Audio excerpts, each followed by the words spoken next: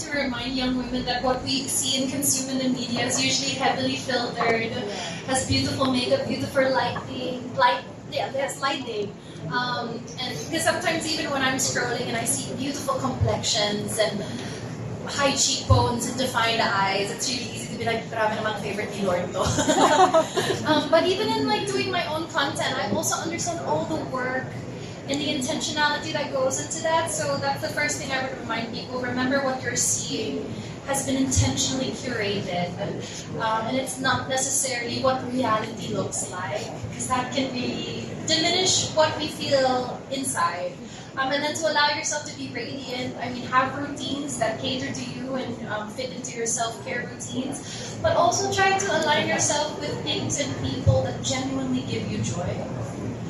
Ang madali to say that, and sometimes I can understand the challenges because maybe we don't like the job that we're in, or we're making ends meet, or we have so many responsibilities. But the place that I like to start is gratitude.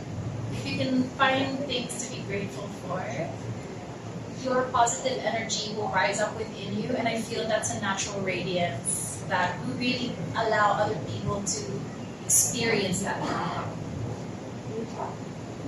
Yeah, I agree. And also, I feel like we've been saying it since this morning until this afternoon, but Honored.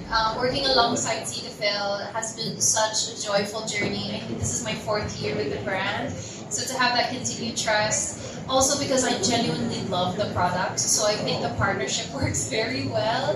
I always try to orientate myself that if I'm marketing something or offering something to my audience, I want to be a true user and lover of that product and that brand. So I definitely tick all the boxes in this partnership with Cetaphil, and it's exciting to see the family continue to expand. I'm so excited to welcome Kyla into the family, and also look forward how she's going to lend her voice, because she's such an intelligent young woman, to see how she's going to really work alongside the brand, and hopefully we have more events together.